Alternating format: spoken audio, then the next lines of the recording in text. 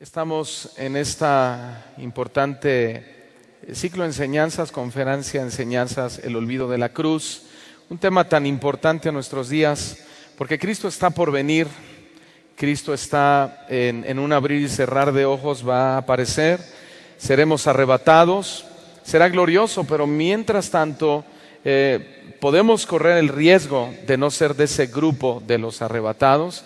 Y creo que ahí es donde debe centrarse nuestra atención y nuestra preocupación. La cruz de Cristo ha venido a ser un amuleto para mucha gente, ha venido a ser un aspecto de mera fanatismo. En base a sus circunstancias y a sus necesidades es que la gente invoca a Cristo a través de una cruz, pero en realidad muchos ignoran lo que representa la cruz. El tema que hoy he titulado se llama solo, una sola palabra, solo. Y quiero narrar históricamente, trasladarlo a nuestro presente, una historia hermosa. Creo que de manera general la historia de nuestro Señor Jesucristo, desde una perspectiva naturalmente bíblica, ha sido causa de dolor. Su vida y su historia han quedado plasmadas en los corazones de casi toda la humanidad en todas las épocas. Se han hecho películas, se hacen representaciones altamente conmovedoras acerca de Cristo. Incluso se hacen expediciones a los lugares donde Él caminó, se hacen cuadros, pinturas, incluso figuras y toda clase de recuerdos que aludan al hombre más perfecto y más santo que jamás haya pisado este planeta en toda la historia del universo. Me refiero a nuestro Señor Jesucristo, su historia de este hombre perfecto y santo, y específicamente sus 3 años de ministerio fueron literalmente años plagados de milagros, fueron años llenos de acontecimientos extraordinarios. Sin embargo, aunque su historia y su vida es de un contenido sumamente asombroso y milagroso, una gran mayoría de sus seguidores han dejado de apreciar la otra fisonomía de la historia de nuestro Señor Jesucristo. Por un lado tenemos a un pueblo que no supo apreciar la obra esencial de su venida. Ellos buscaron en Él, en Jesucristo, sus beneficios personales, se olvidaron de sus beneficios espirituales, lo seguían por sus milagros e incluso lo llegaron a amar porque les daba comida sin ningún costo. Eso lo podemos ver en la Escritura claramente. Este era su pueblo, era el pueblo de Dios, era el pueblo de Israel, pueblo que con sus labios decían amarlo, pero su corazón estaba remotamente alejado de Él. Lo cierto es que a Él no lo amaban lo que Él les daba, pero esencialmente a Él no lo amaban. En realidad nunca lo aceptaron en sus corazones. Simplemente Jesús fue para ellos un profeta popular, también fue un maestro lleno de sabiduría, un buen hombre que ayudaba a su nación, pero sobre todo la mayoría de ellos lo veían como el líder del momento. Así fue visto el Señor Jesucristo, como el líder del momento, el líder que satisfaría sus deseos. Lo veían como alguien que podía ser la cabecilla de ellos para luchar contra el Imperio Romano. De hecho, Jesús podía ser todo lo que ellos quisieran que fuera, pero nunca fue lo que Dios quería que realmente fuera, su Salvador. Eso parecía no importarles, eso parecía menospreciable delante de ellos. Ellos esperaban a un rey popular, a un rey gobernante, a alguien que los llevara realmente a encabezar el mundo a través de un imperio fuerte que derribara Roma. Ellos les interesaba el oro, los brillantes, el petróleo. Ellos tenían en su corazón, o tenían su corazón engrosado, no conocían al Dios que los quería salvar. Ese era uno de los gran problemas de ellos. Por el otro lado tenemos a los líderes religiosos, un grupo altamente peligroso. Por un lado, estos hombres eran codiciosos, eran lasciviosos, eran deshonestos y además eran inmisericordiosos. Por el otro lado, estos hombres se caracterizaban por ser aparentemente espirituales, pero en realidad no lo eran. En realidad, lo que ellos eran un grupo de legalistas. Su corazón no estaba realmente enternecido a Dios. ellos eran legalistas de corazón, y eso era lo que realmente eran ellos, legalistas. Estos hombres ponían sobre el pueblo cargas religiosas que ni siquiera ellos podían cargar con un solo dedo. Y la mejor manera y la mejor palabra para describir a este sector de autoridad lo utilizó nuestro Señor Jesucristo. Jesús los calificó, dijo que ellos eran los hipócritas del pueblo, ellos eran los hipócritas nacionales. Eso eran, y no lo podían ocultar, no lo podían esconder. Por otro lado, también aparece otro sector importante en la vida y la historia de nuestro Señor Jesucristo: sus discípulos. Aquí parece que la historia va a mejorar después de lo que he venido mencionando, pero lamentablemente no fue así. También ellos defraudaron a su maestro. También ellos en algunas ocasiones lo siguieron con las mismas motivaciones equivocadas que el pueblo. También ellos dudaron de Jesucristo. De hecho, uno de ellos lo vendió, y por si fuera poco, el que parecía ser su discípulo más decidido lo negó, y no una vez, lo negó 3 veces. Pedro fue un apóstata público, literalmente él apostató públicamente. Eso era realmente una tragedia. El Señor Jesucristo estaba por irse con su Padre, por ascender al cielo, y tenía un grupo de hombres temerosos, no firmes. Tenía un apóstata público, el apóstol Pedro, sin mencionar su arrepentimiento posterior. Y esto es solo un poco de historia de primera mano. El punto es que la persona y el ministerio de Cristo fue y ha sido hasta el día de hoy un Mesías despreciado, ha sido un Mesías ignorado, un Mesías abusado y abandonado de una o de otra manera, pero todos en algún momento de nuestra vida lo hemos abandonado también a nuestro Señor Jesucristo. Ahora permítame, por favor, pasar un poco más al contenido de mi mensaje. Hubo un momento crucial en la vida de nuestro Señor Jesucristo.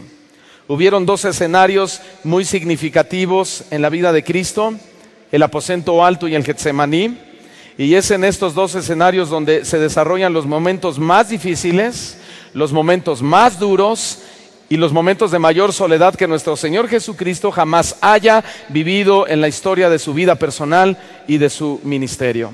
Vayamos por favor a Marcos capítulo 26, versículo 31 hasta el versículo 56. Es un pasaje largo, pero es importante que lo leamos y que refresquemos un poquito nuestros recuerdos acerca de él. Mateo 26, capítulo 31 en adelante, dice que entonces Jesús les dijo: todos vosotros os escandalizaréis de mí esta noche, porque escrito está: heriré al pastor y las ovejas del rebaño serán dispersas.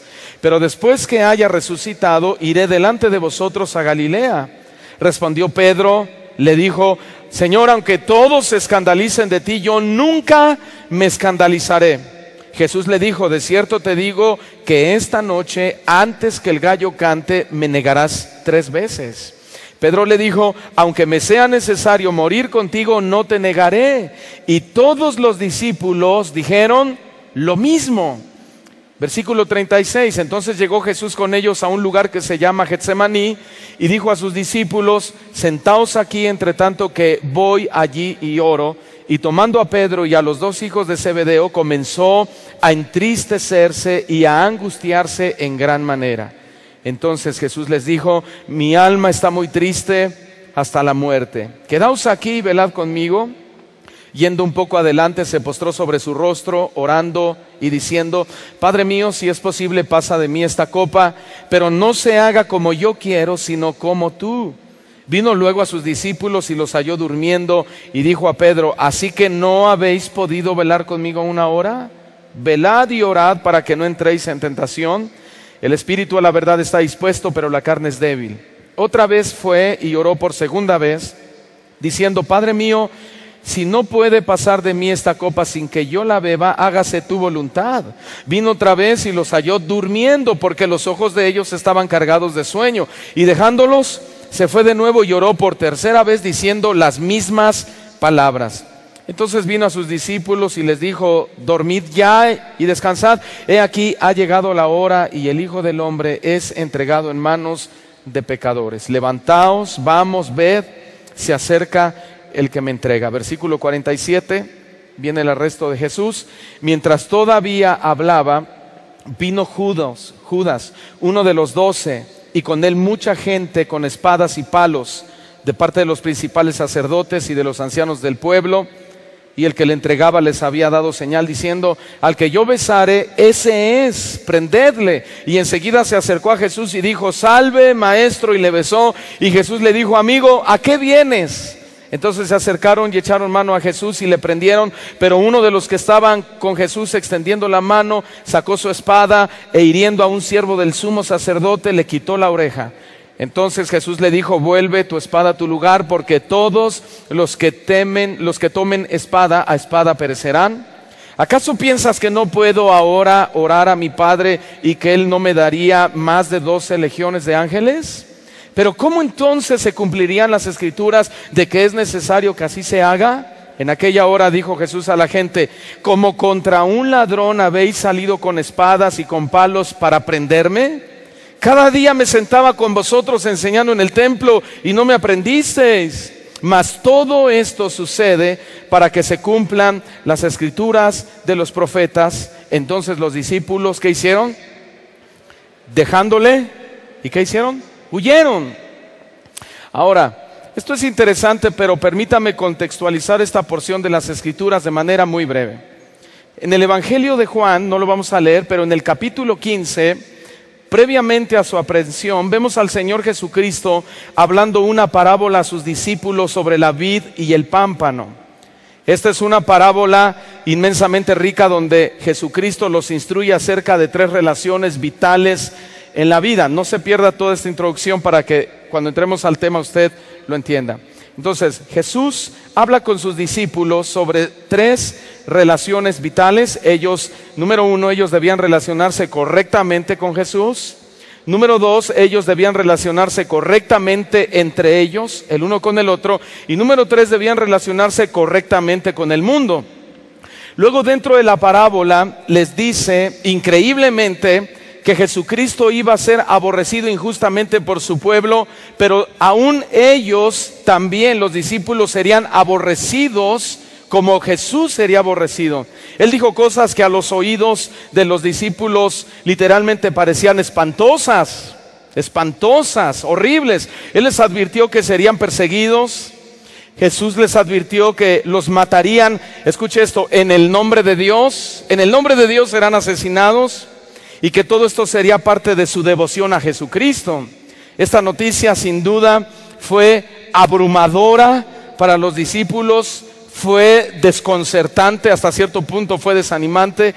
Así que con todo, Jesús los estaba preparando, aunque ellos aterrorizados estaban realmente, pero les estaba dejando ver que su carrera en la tierra estaba próxima a terminar, la del Señor Jesucristo. Jesús les estaba diciendo que Él debía volver al Padre. También les dijo que el Espíritu Santo iba a venir. De hecho, la condición para su llegada inminente era la partida de nuestro Señor Jesucristo, y eso debía ser bueno para los propios discípulos. Así que ellos tenían una tarea muy importante que hacer. Ellos debían estar atentos a los acontecimientos de su Señor. Al mismo tiempo tenían que esperar con ilusión la llegada del Espíritu Santo. No era un trabajo fácil, requería discernimiento, requería amor, requería pasión.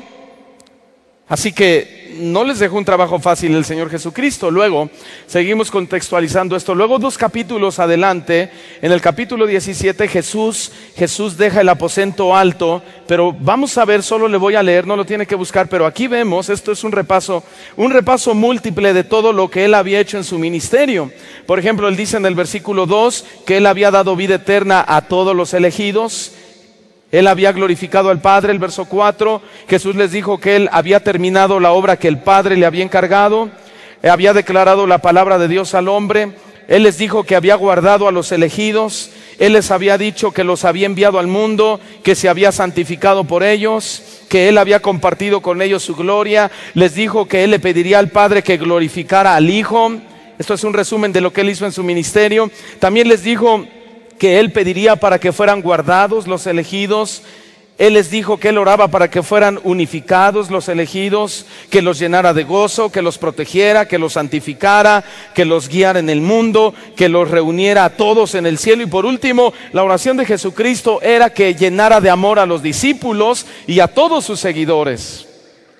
Wow, esto verdaderamente fue una reunión de trabajo bendita entre el Padre y el Hijo. Simplemente fue un trabajo monumental lo que hicieron los dos aquí en la tierra.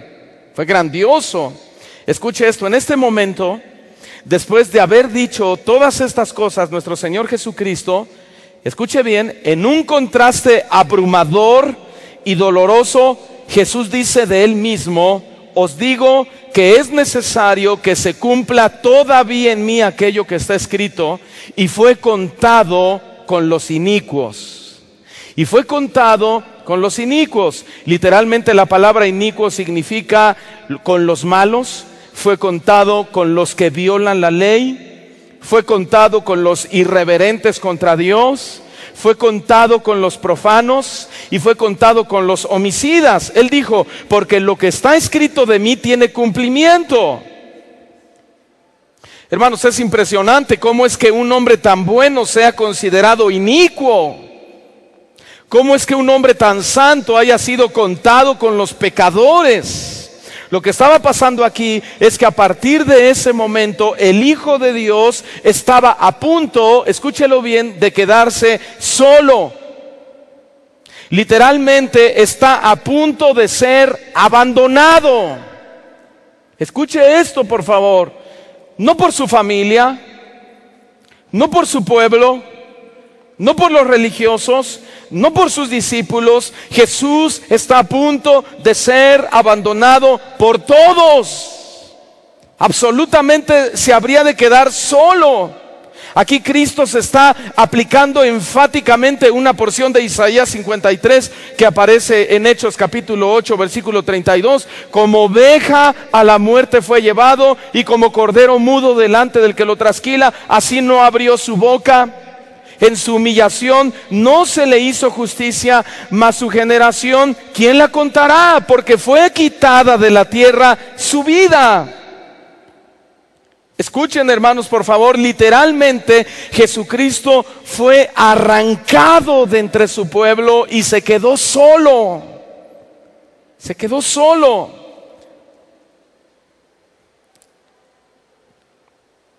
Ahora vemos al Hijo de Dios camino al monte de los olivos. En este momento sus discípulos se encuentran más que contentos, turbados. Realmente están consternados por lo que el Señor Jesucristo acaba de decirles. Y aquí viene Jesús y comienza a predicar lo que le iba a suceder. Lo primero que les dice es que sus discípulos le abandonarían. ¡Qué noticia para ellos! Mateo capítulo 26, versículo 31 lo menciona claramente. Entonces Jesús les dijo: todos vosotros os escandalizaréis de mí esta noche, porque escrito está: heriré al pastor y las ovejas del rebaño serán dispersas.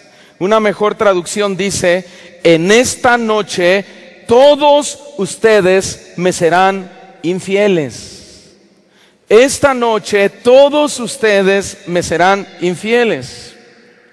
Hermanos, en el sentido básico del verbo que se usa aquí es como siempre. Jesús les estaba diciendo: como siempre caerán en una trampa o en un lazo. Cuando Él les dijo: todos ustedes me serán infieles, les dijo: como siempre ustedes caerán en una trampa, en un lazo, y me van a dejar solo, me van a traicionar. Escuche, ellos a causa de su debilidad iban a ser seducidos a pecar, y su pecado sería que lo dejarían solo. Eso sería parte de su pecado, lo abandonarían por completo, literalmente Jesucristo iba a quedar privado de las personas a las que Él les tenía un amor especial. Él iba a quedar privado de esos amigos, y precisamente ese es el mismo pecado que se comete hoy en día. Somos tan débiles que también abandonamos a nuestro Señor. Pero escuche con atención, el término dejarlo solo va mucho más allá de simplemente no estar allí cuando Él nos llama. Dejarlo solo significa apostasía, Y eso es preocupante. Dejarlo solo significa apostasía, representa apostasía. Jesús les estaba diciendo que esa noche todos y absolutamente todos apostatarían de Él en esa noche. Esto es más serio que simplemente abandonarlo. Eso es más grave que simplemente dejarlo solo. Por supuesto, esto causó todo un escándalo entre sus propios discípulos, y obviamente el discípulo que parecía ser el más valiente, el más fervoroso, aquel discípulo que aparentemente era más comprometido con su Señor, replicó y le dijo al Señor Jesucristo: aunque todos estos se escandalicen de ti, yo nunca me escandalizaré. Lo que literalmente se escribe así: aunque todos estos te sean infieles, yo nunca te seré infiel. Nunca me apartaría de ti. Hermanos, el apóstol Pedro estaba haciendo una comparación bastante arrogante. Ponga atención en esto. Él, en su corazón había arrogancia, había una seguridad falsa de su fe en el Señor Jesucristo. Él dijo: todos te van a abandonar, pero yo no. Esto es como si él hubiese estado diciendo: mira, Señor, Mateo el expublicano quizá podría llegar a ese nivel moral tan bajo de abandonarte.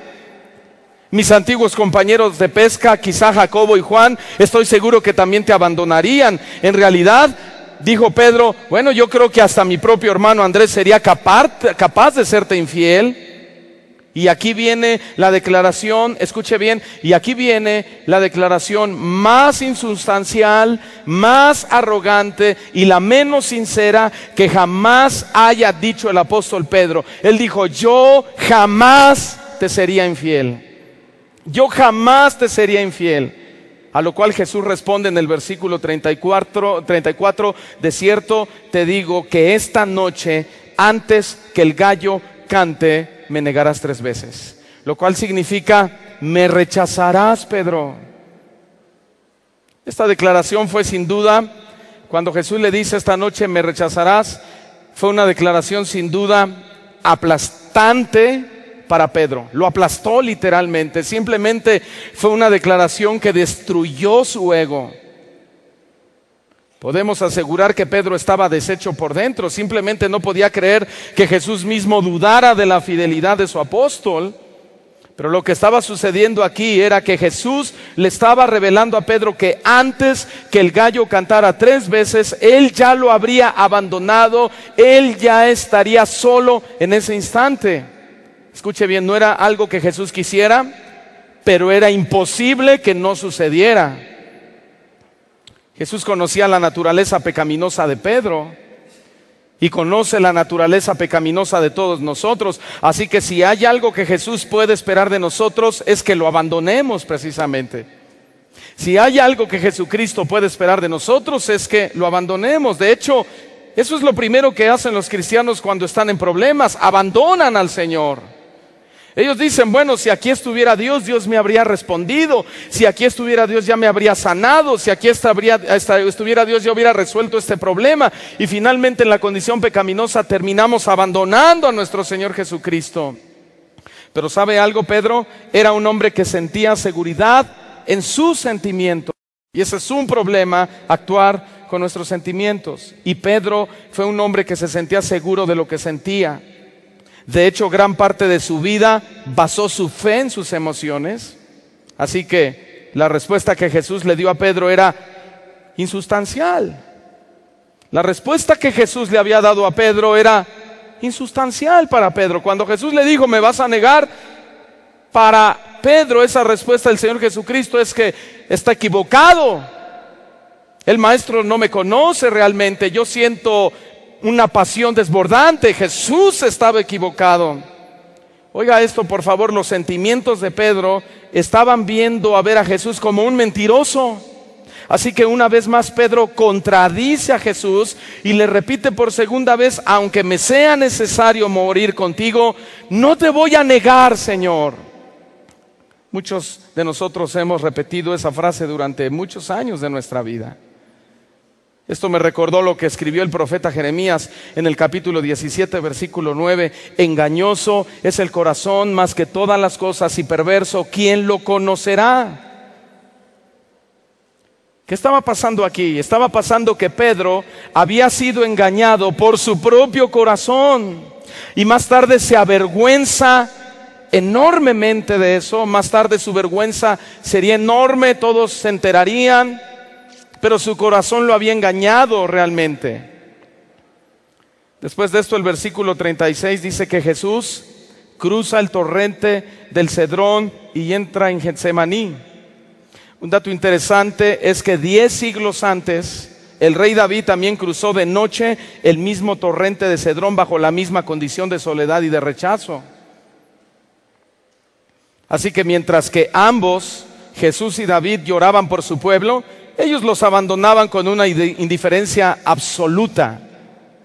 La indiferencia era simplemente, o es hoy en día, una actitud inaceptable para un cristiano. La indiferencia es una actitud inaceptable para un cristiano. Segunda de Samuel 15:30 dice que David subió a la cuesta de los olivos, la subió llorando, llevando la cabeza cubierta, los pies descalzos, y todo el pueblo que tenía consigo cubrió cada uno su cabeza e iban llorando mientras subían.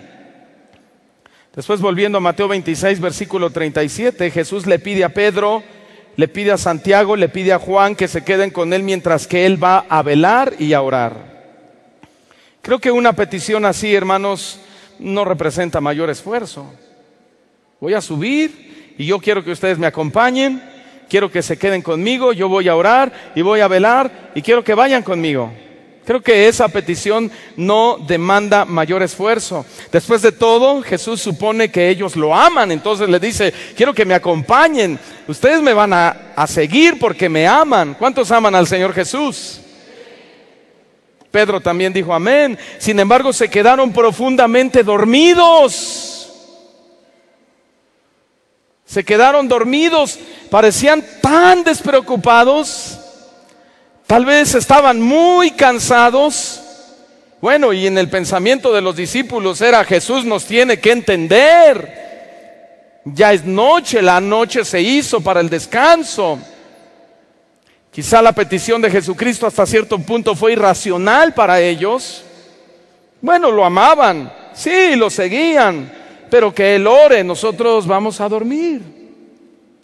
Entonces llegó Jesús con ellos a un lugar que se llama Getsemaní y dijo a sus discípulos, sentaos aquí entre tanto que voy ahí y oro. Y tomando a Pedro y a los hijos de Zebedeo, comenzó a entristecerse y a angustiarse en gran manera. Estamos viendo a un hombre que realmente se sentía solo. Solo.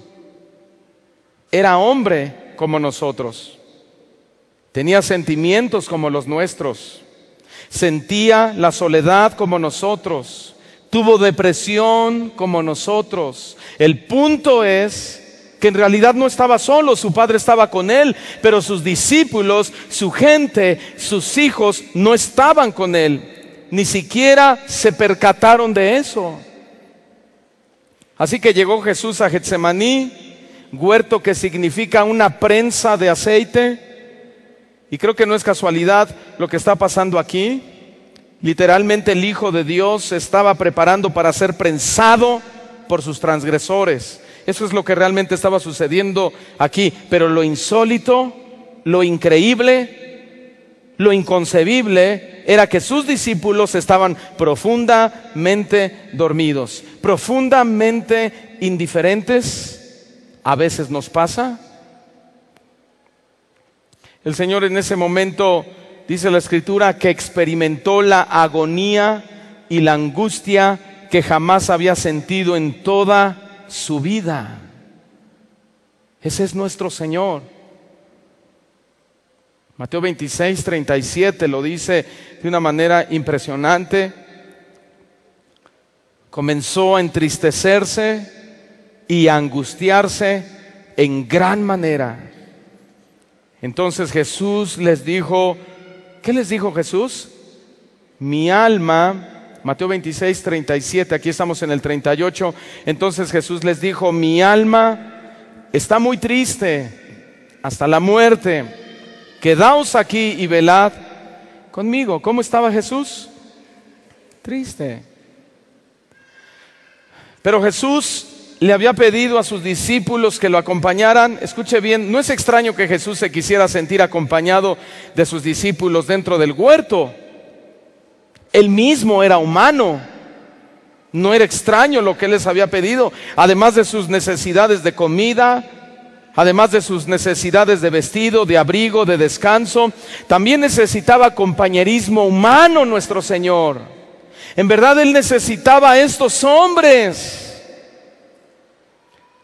¿Realmente necesitaba amistad con estos hombres? Por supuesto que sí, porque Él era hombre. Y Hebreos capítulo 4 verso 15 lo dice: porque no tenemos un sumo sacerdote que no pueda compadecerse de nuestras debilidades, sino uno que fue tentado en todo según nuestra semejanza, pero sin pecado. Entonces no estaba mal. Jesús necesitaba la compañía de sus amigos, de sus discípulos, pero ellos dormían, ellos lo habían abandonado. Él se sentía solo. En lugar de sentirse apoyado por ellos, sucedió todo lo contrario. Él estaba profundamente triste y angustiado. Estos amigos que tenía a su lado, estos discípulos, en realidad no le proveían ninguna palabra de consuelo, ninguna palabra de amor. Al contrario, dice la Escritura, lo acabamos de leer, que él literalmente se sentía triste y angustiado. Literalmente se sentía como si todas las olas y ondas de la angustia se derramaban sobre su alma. Salmo 42 verso 7 lo dice: todas tus ondas y tus olas han pasado sobre mí. Es un salmo profético impresionante. Esta era la situación de nuestro Mesías. Todas tus ondas y tus olas han pasado sobre mí. Esta es una profecía sobre la soledad que sentiría nuestro Señor Jesucristo. Escuche bien, por favor. Realmente Jesús se sentía aterrorizado.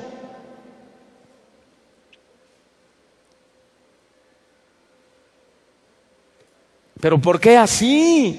Si era el Hijo de Dios.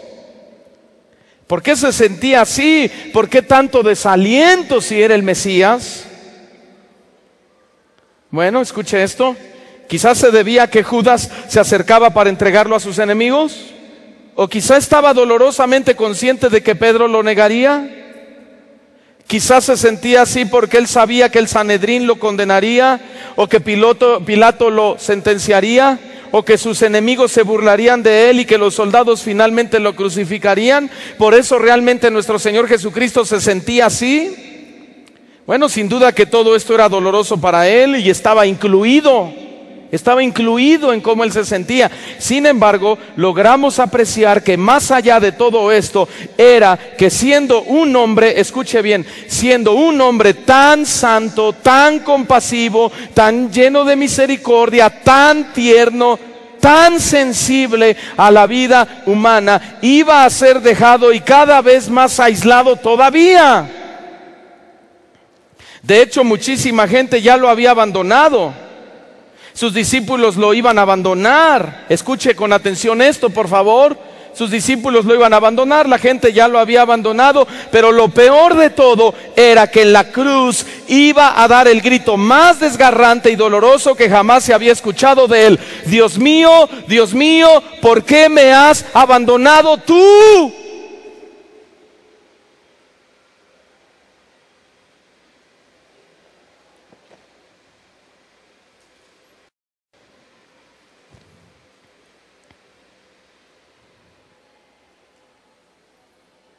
Podían hacerlo ellos.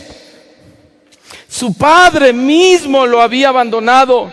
Jamás se oyó un grito así de nuestro Mesías, de nuestro Señor: Padre mío, ¿por qué me has abandonado tú?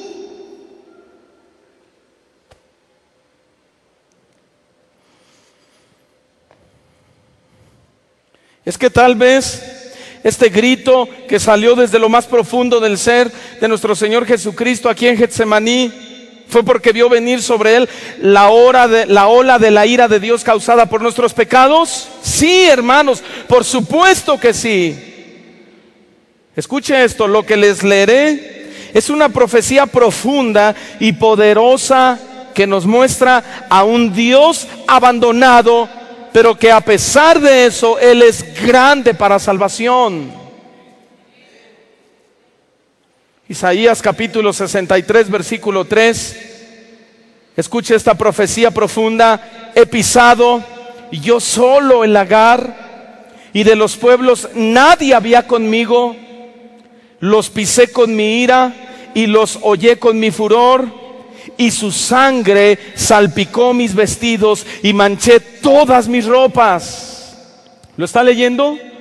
¿Qué dijo el Señor Jesucristo en la última parte? Y su sangre salpicó mis vestidos y manché todas mis ropas. Esa sangre era el pecado de todos nosotros. Nuestros pecados salpicaron los vestidos y Él manchó todas sus ropas con nuestros pecados. Él fue manchado con nuestros pecados, con nuestra vileza. Por eso es que el Padre lo había abandonado y Él dijo: ¿por qué me has abandonado tú? Aquí está la respuesta.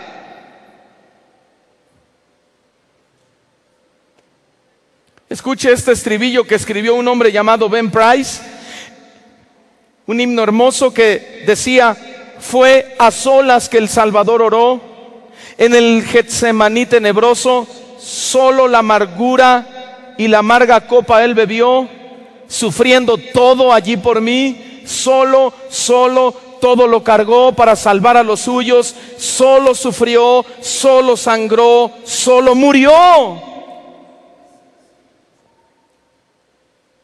Wow. Y añade el Señor Jesucristo en el versículo 38: mi alma está triste hasta la muerte. Mi alma está triste hasta la muerte. En este momento Jesús está hablando de su muerte expiatoria, pero es indudable que Él estaba siendo abrumado por la maldición y el dolor que esto incluía. Él sabía, escuche bien, Jesús sabía que estaba dando su vida en rescate por muchos. Él sabía que Él, el Santo, estaba siendo hecho pecado. Él lo sabía. Y Él sabía en ese momento que era el objeto de la ira de Dios. Él lo sabía. Al que no conoció pecado, por nosotros lo hizo pecado, para que nosotros fuésemos hechos justicia de Dios en Él. Esa fue la causa por la que Él declaró: mi alma está muy triste hasta la muerte. Esa fue la causa, hermanos. Pero todo esto no era más que el cumplimiento de las profecías del Antiguo Testamento. El verdadero Mesías, el verdadero líder y el verdadero maestro debía ser un varón de dolores, experimentado en quebrantos. Así tenía que ser. No sería un hombre, escuche esto, Jesucristo, el Mesías que ellos esperaban, no sería un hombre de estatus.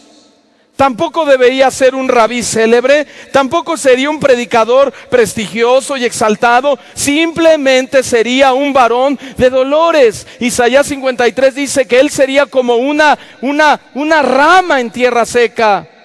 Es decir, algo que no servía, algo que no producía. Simplemente al Señor Jesucristo fue catalogado como un donadie en su estancia aquí en la tierra. Era una inservible raíz de tierra seca.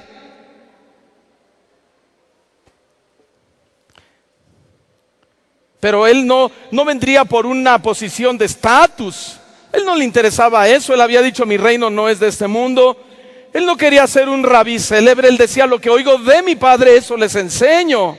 Él no quería ser un prodigioso predicador, exaltado hombre. Simplemente Él sería un varón de dolores. ¿Lo puede creer? Un varón de dolores. ¿Quién puede creer en un Mesías así?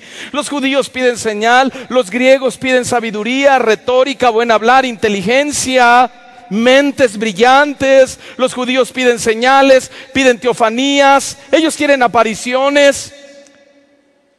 Le dijo Jesucristo a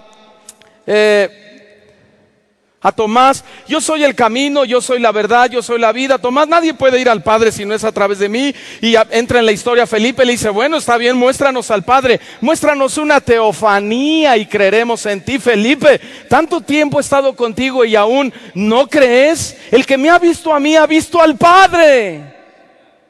Pero ellos no lo podían creer porque la profecía decía que él simplemente era un varón de dolores. De dolores. Isaías 53, verso 3, despreciado y desechado entre los hombres, varón de dolores, experimentado en quebranto, y como, escuche esto, y como que escondimos de él el rostro, fue menospreciado y no lo estimamos. No lo estimamos, escondimos de él el rostro, lo abandonamos. Lo dejamos solo. Él era nuestro Salvador y no lo creímos, no lo apreciamos, no lo adoramos realmente. Qué palabras tan impresionantes. 700 años antes Isaías está profetizando lo que le habría de acontecer a nuestro amado Rey. No lo estimamos. Y todavía sigue siendo desestimado, todavía sigue siendo negado, todavía sigue siendo resistido, todavía sigue siendo rechazado. Y aquí viene su primera oración en el Getsemaní. Escuche con atención los detalles. Yendo un poco más adelante, se postró sobre su rostro, oró diciendo: Padre mío, si es posible, pasa de mí esta copa, pero no se haga como yo quiero, sino como tú. Su posición de oración, arrodillado, y no sobre sus piernas, dice ahí, sobre su rostro. Imagine la magnitud de soledad que él sentía. Él se arrodilló sobre su rostro. ¿Cuál fue su oración? Padre mío, si es posible, pasa de mí esta copa. Y él mismo responde: pero que no se haga como yo quiero, sino como tú. ¿Qué vemos aquí? Su agonía.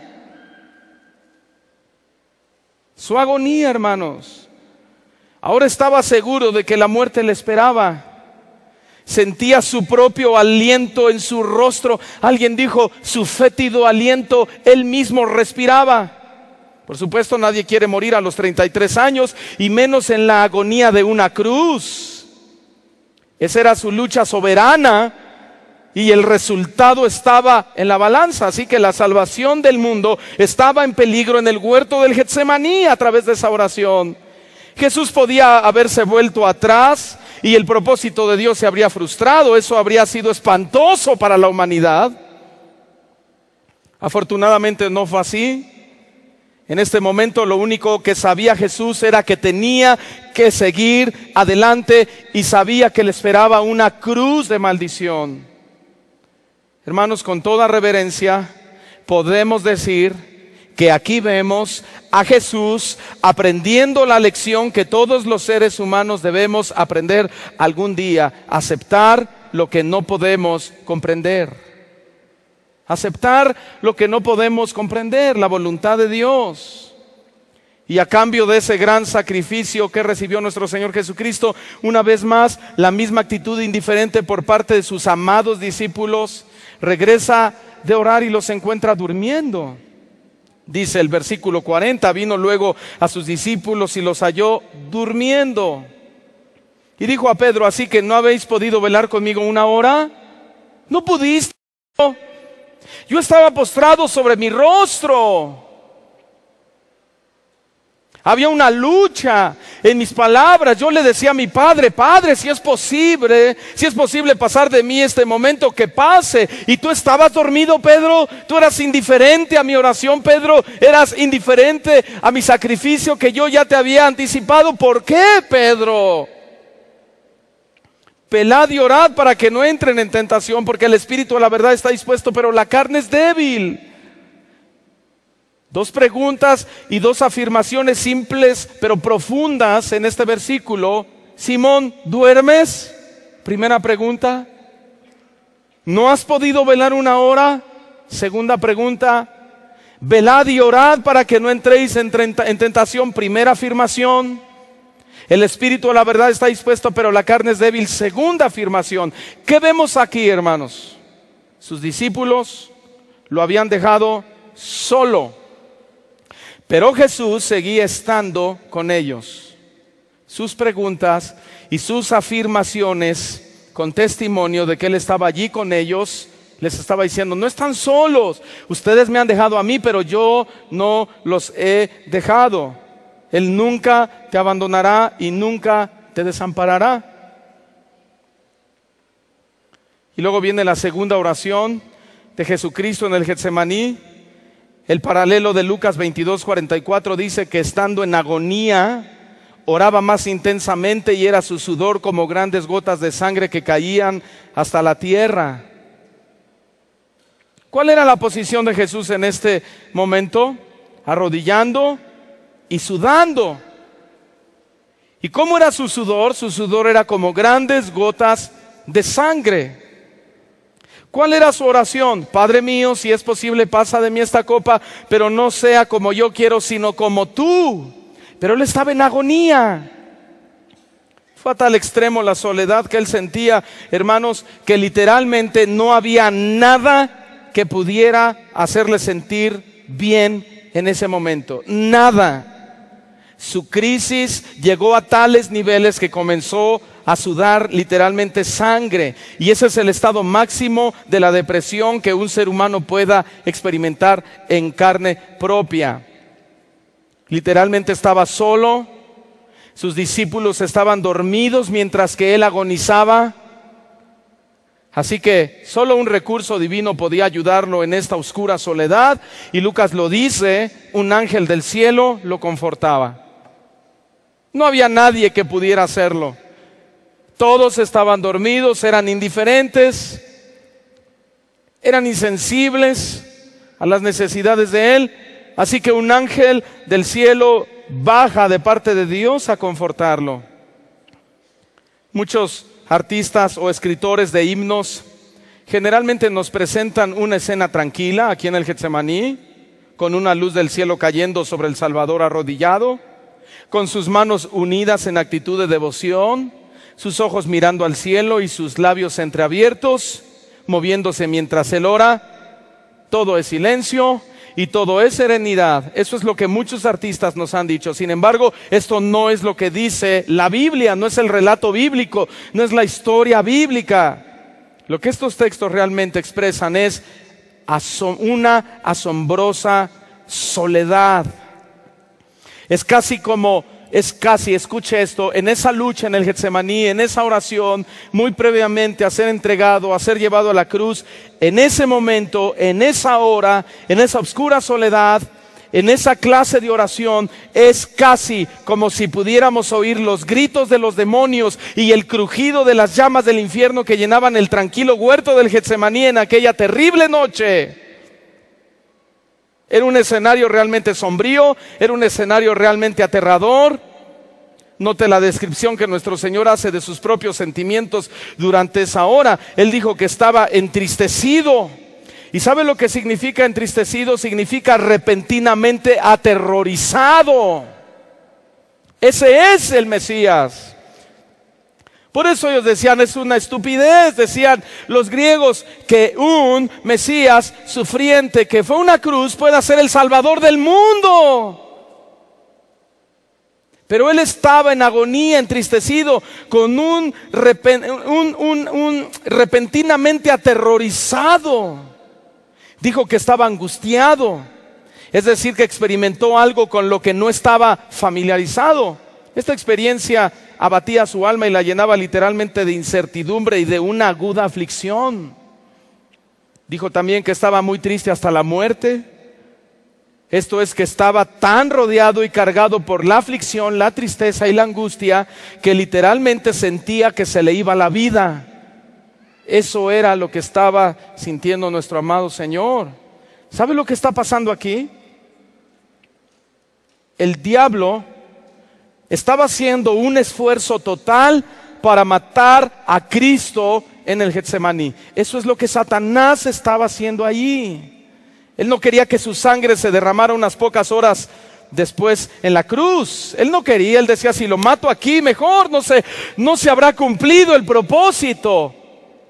Pero escuche bien, nuestro Señor se dio cuenta de eso y contraatacó colosalmente al enemigo de nuestras almas Y Cristo, dice la Biblia, en los días de su carne, ofreciendo ruegos y súplicas con gran clamor y lágrimas al que lo podía librar de la muerte, fue oído a causa de su temor reverente.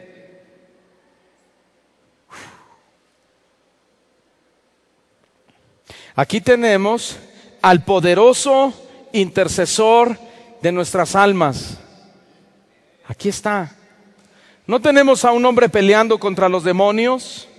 No tenemos a un líder atando y desatando espíritus. Tenemos al Hijo de Dios enseñándonos a hacer lo que se debe hacer cuando nos hallamos en momentos de obscuridad, de soledad, de abandono, de tristeza. Él nos enseñó ofreciendo ruegos y súplicas con gran clamor y lágrimas al que podía librarlo de la muerte. Eso es lo que hizo realmente. Luego nos presenta su tercera oración en Getsemaní y usa exactamente las mismas palabras.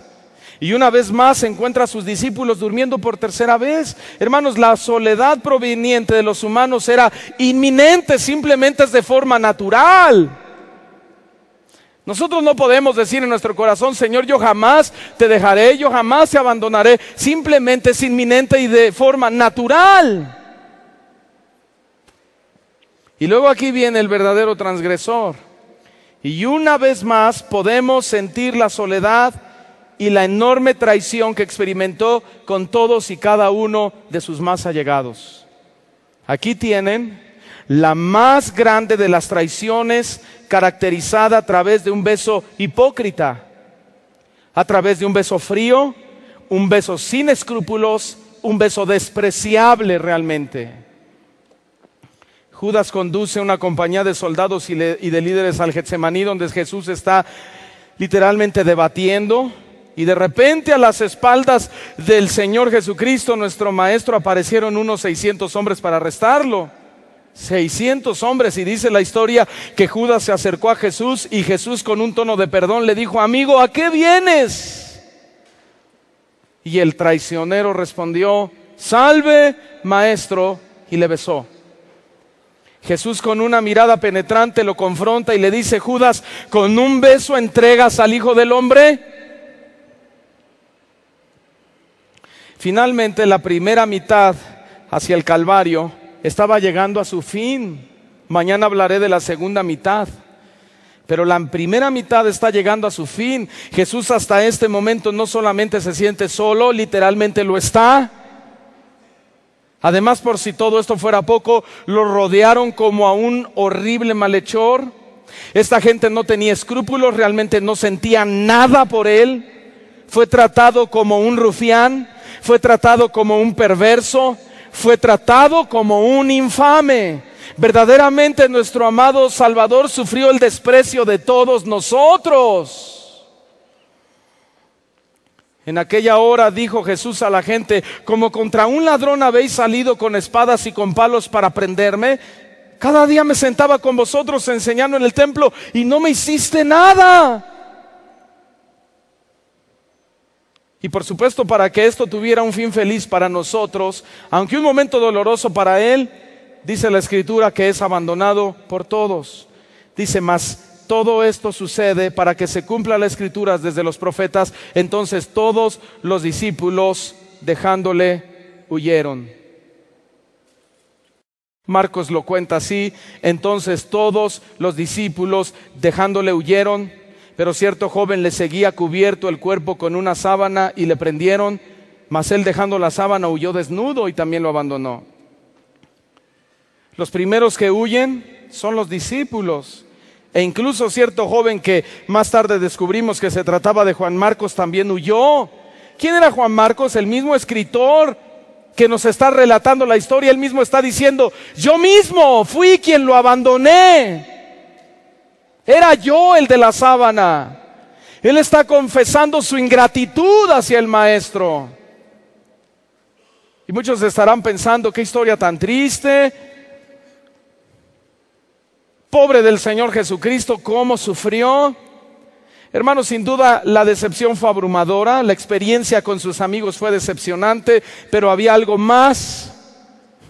Jesús era omnisciente, Él sabía todas las cosas, Él supo todo esto desde el principio. Y si esto es sorprendente, es aún más cuando nos damos cuenta que fue Él mismo quien provocó, escuche, Él mismo fue quien provocó todo este escándalo tan impresionante.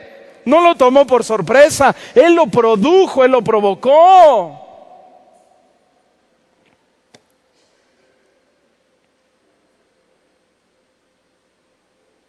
Escuche esto. Mi mensaje no lleva como fin explicar la soledad y el abandono que los judíos le propiciaron a nuestro amado Señor. Mi propósito se resume en una sola pregunta: ¿dónde está Jesús en tu vida? O está o simplemente no está. ¿Dónde está? He aquí la hora viene, dijo el Señor, y ya ha venido ya en que seréis esparcidos cada uno por su lado y me dejaréis solo. Mas no estoy solo porque el Padre está conmigo, dijo el Señor. Y luego Isaías capítulo 50 versículo 6, es otra profecía profunda de nuestro Señor Jesucristo. Di mi cuerpo a los heridores y mis mejillas a los que me mesaban la barba, a los que le jalaban la barba. Él dio su vida, ¿se está dando cuenta? Él dijo en otra parte de la Escritura: a mí nadie me quita la vida, yo la doy. Y aquí está diciendo: yo di mi cuerpo a los heridores, di mis mejillas a los que me mesaban la barba, me la jalaban. No escondí mi rostro de injurias y de escupitajos, porque Jehová el Señor me ayudará, con tanto no me avergoncé. Por eso puse mi rostro como un pedernal y sé que no seré avergonzado. Cercano está de mí el que me salva. ¿Quién contenderá conmigo? Dijo el Señor: juntémonos. ¿Quién es el adversario de mi causa? Acérquese a mí. He aquí que Jehová el Señor me ayudará. ¿Quién hay que me condene? ¿Quién? ¿Quién puede condenar al Hijo de Dios? He aquí que todos ellos, dice el Señor, se envejecerán como ropa de vestir y serán comidos por la polilla.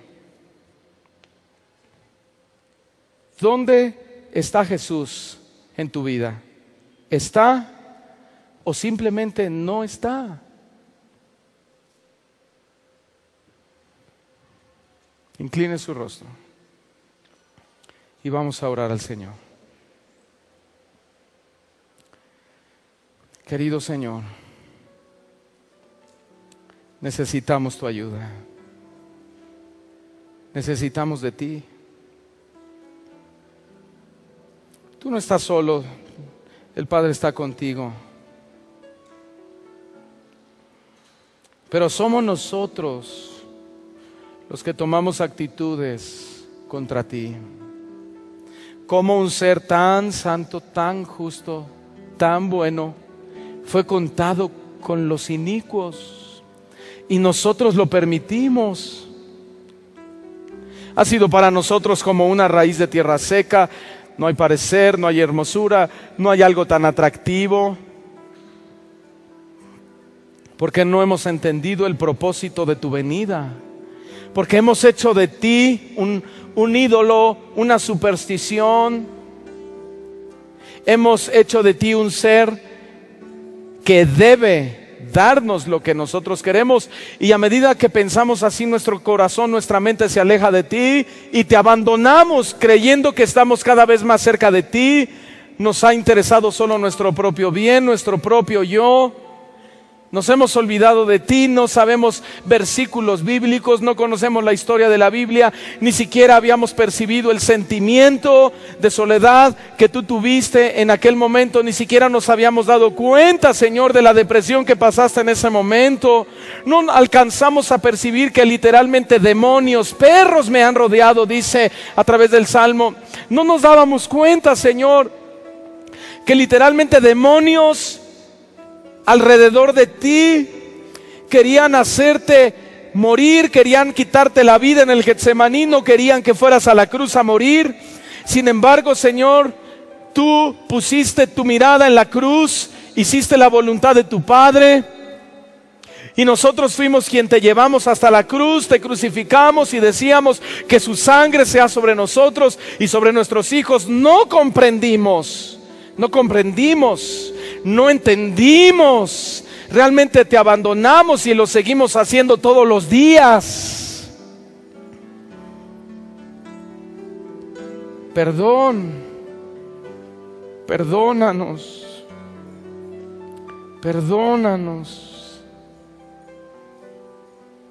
Perdónanos, Señor. Reconocemos nuestro pecado, nuestra iniquidad. Reconocemos que hemos violado tus principios. Reconocemos, Señor, que nos hemos alejado de ti. Y no solo Pedro, aquel gran apóstata público, pero que después se arrepintió. Y quizás, Señor, nosotros, o en medio de este auditorio, haya alguien que se identifique con Pedro, que ha jurado: Señor, yo nunca te dejaré, aun si tengo que ir a la muerte, iré. Señor, nuestro corazón arrogante y nuestros sentimientos son los únicos que han hecho que hablemos así. Perdónanos, porque de forma natural te abandonamos todos los días. Te dejamos solo a diario. Hemos olvidado la cruz. Hemos olvidado tu obra. Y lo único que recordamos, como nos hablaste hace un momento, es tu resurrección, porque todos queremos vida, porque todos queremos ser bendecidos, pero nos hemos olvidado de tu crucifixión.